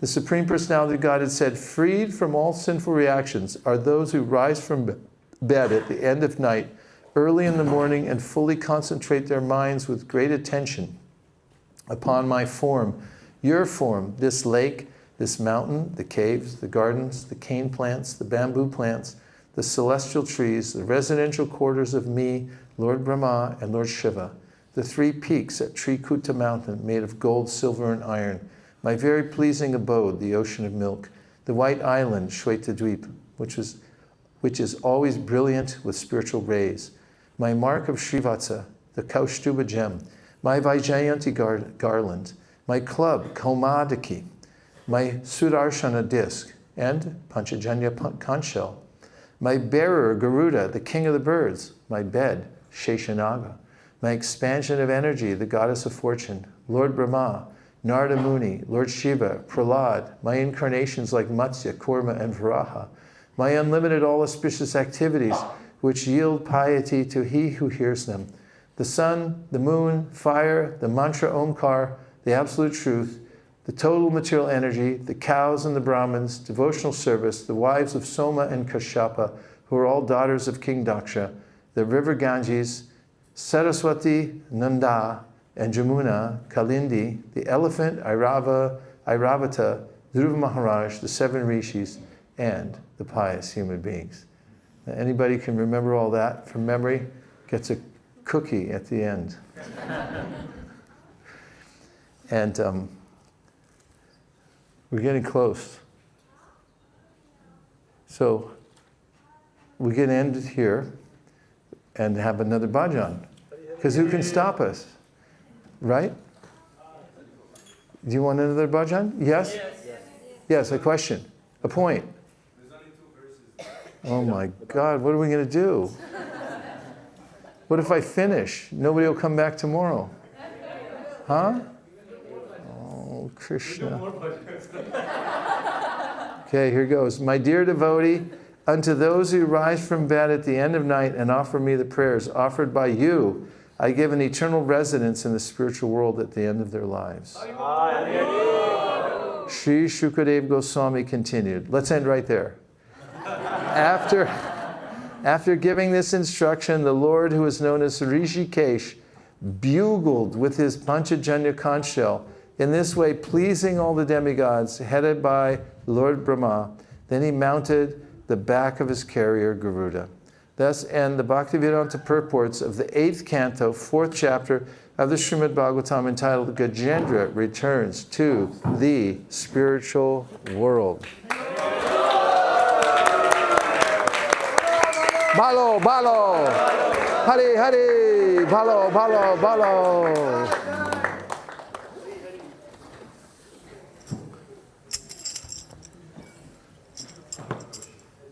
Yes? I just wanted to ask a quick question that it seems like how you were saying earlier, Maharaj, that in Bhagavatam, the curse becomes benediction, and it's evident in so many places, right from the outset, from Parikshit Maharaj, and all the way through here, even in the 8th canto with the story of Gajendra. So it seems obviously the brahmanas of that quality at the time, in those ages, that they could curse, and the curse would come true and become benediction. In Kali Yuga, what are the chances or hopes of getting curses? Not that I'm looking for curses, but the question is that how do those curses become benediction? Is it Chaitanya Mahaprabhu coming and giving us the holy name? Is that the biggest benediction? Well, the way anything manifests in this world comes from subtle to gross. And sound carries consciousness. Those who have a very high intention and whose consciousness has come to the highest position speak in, and the ways in which they speak manifest various benedictions for people. Even if it sounds like a curse, it's because of the consciousness of the person uttering it. Therefore we have, Sanatana Goswami quotes the verse that he warns us not to hear from materialistic persons. Avaishnava mukund giranam putam harikatam ritam shravana naiva kartavyam sarpochista yatapaya. The opposite end of the spectrum is somebody may be apparently speaking spiritual words, but if they're not a Vaishnav, that is, they're averse to Krishna or they're atheistic, because of that consciousness, their words contaminate us. And he compares it here to a serpent who slithers in, tastes a little bit of the milk that you've collected from a beautiful cow, and then if you take that milk, it's contaminated with poison. So on the opposite end of the spectrum, those who speak words in this world, who have very high consciousness, then can transform those who hear it.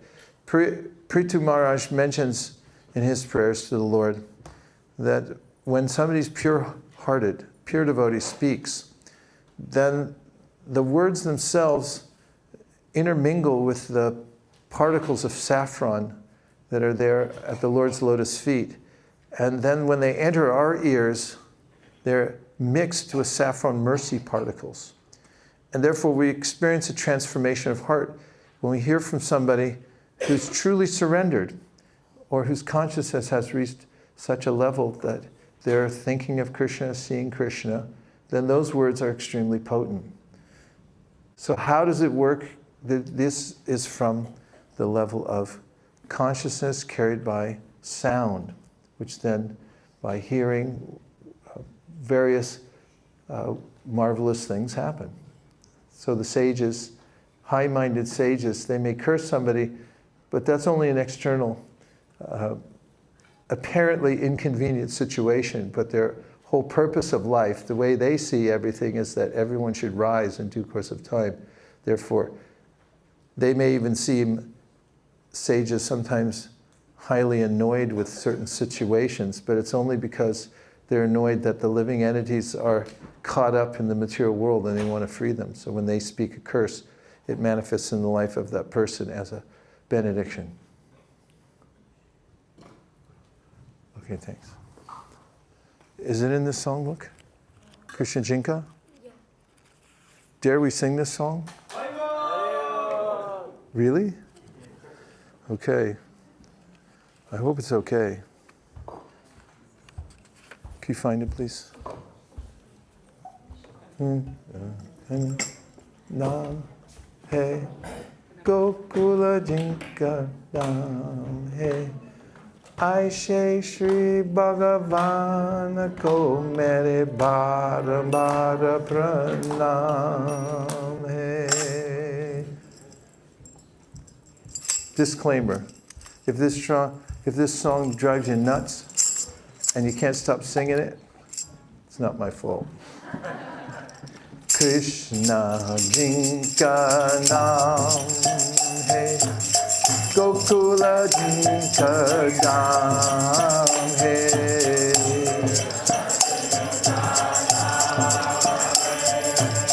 Gokula Jinka Aishe Shri Bhagavana Ko Mere Bhara Pranam Hey Aishe Shri Bhagavana Ko Mere Bhara Yashoda Jinka Maya Hey Nanda Jiva Bhaya Hey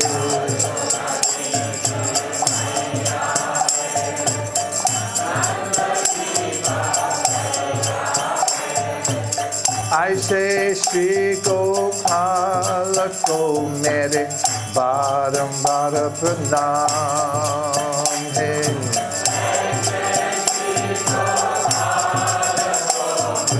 Bhara Pranam Hey Radha Jinka Jaya Hey Adutta Jinka Maya Hey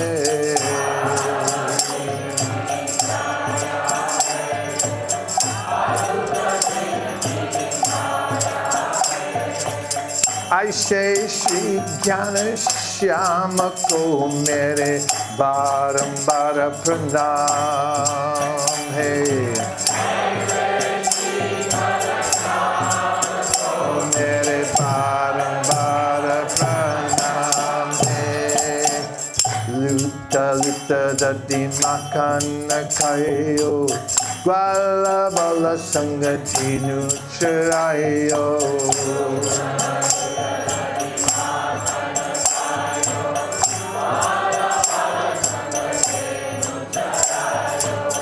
Aishe Leela Dhama Ko Mere Bhara Pranam Hey Dhama Ko Mere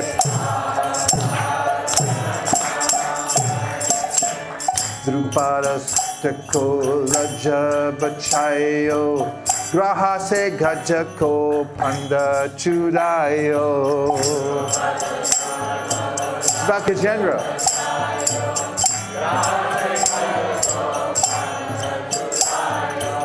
Aishe Kripa Dhamma Ko Mere Bhara Pranam Hey Dhamma Ko Mere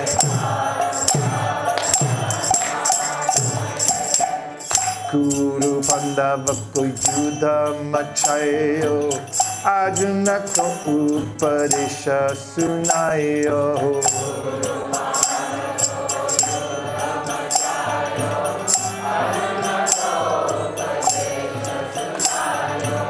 Aishe Dina Nata Ko Mere Bhara Pranam Hey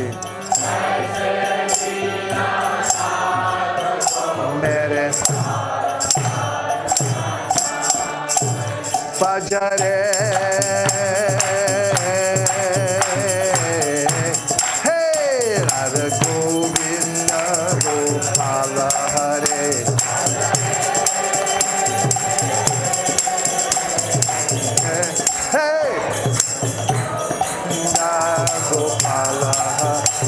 Bhajare.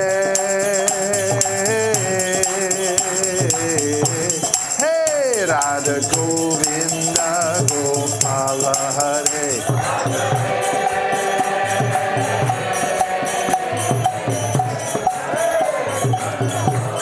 Come on, you got to work with me on this. Bhajare.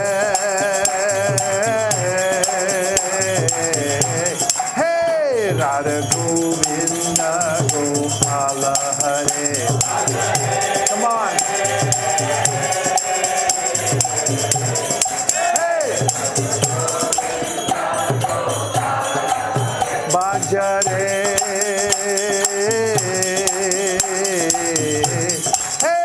Radha Govinda Gopala Hare.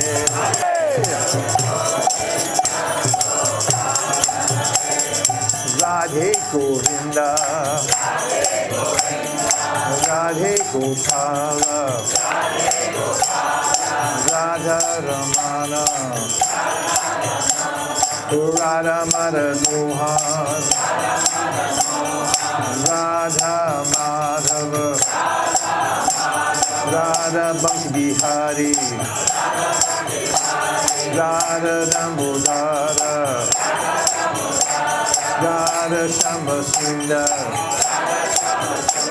Radha Vrindavan Chandra, Radha Govinda, Radha Gokula Nanda, Radha Gopinatha, Radha Giridhari, Radha Parthasarthi, Gandharvika Giridhari, Radha Chitra Gopinatha, Radha Nila Madhava, Rukmini Dwakarish, Radha Rasbihari, Radha Vandaneshwara,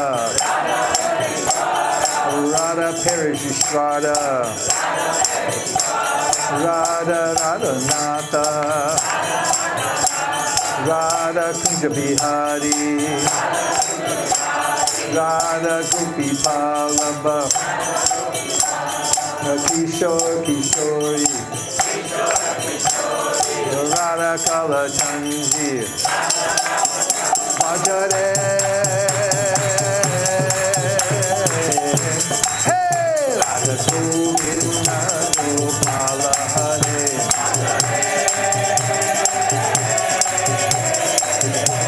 Hey, Bhajare.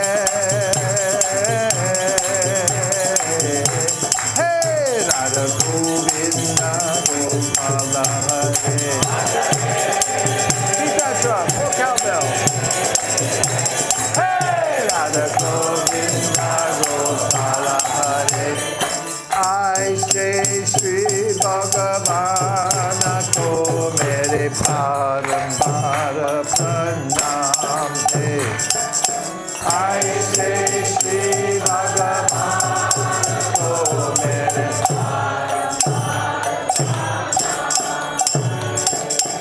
I say Shri Jnana Shyama ko mere barambar pranam hai. I say Shri Jnana Shyama ko mere barambar pranam hai. Go Premanande, Nitai Gaura Hari Bol, Hari Bol. Hari Bol, Nitai Gaura Hari Bol.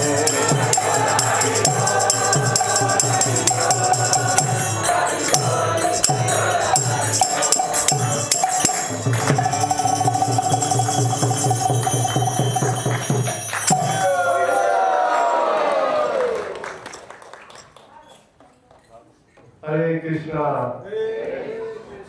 So that was the day 3. Tomorrow will be day 4. So tomorrow is a special day. What's happening tomorrow?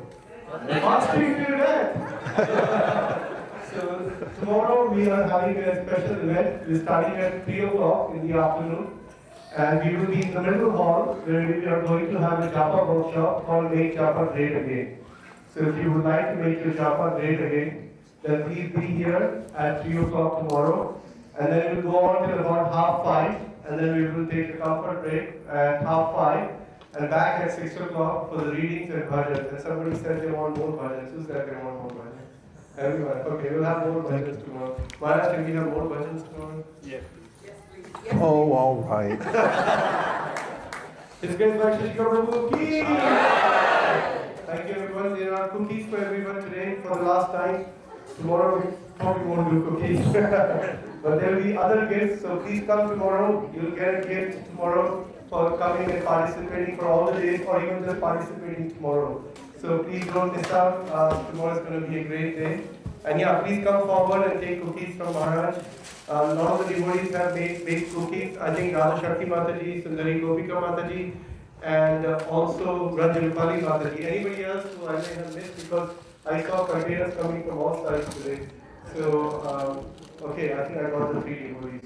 Thank you everybody. Dear Srila Prabhupada, dear Shri Chaitanya Mahaprabhu, Shri Shri Panchatapa, Shri Shri Gaunitai, Shri Shri Radha Gokulananda, Shri Shri Radha Landanishvara, Shri Sitaram Lakshman Hanuman, Jagannath Baladev Subhadra. If you so desire, please protect our dear Bhakti Sant, Dhira Sant Maharaj, who's now in the final hours, or maybe minutes, of his life, surrounded by loving disciples who are chanting, and he's preparing to leave this world.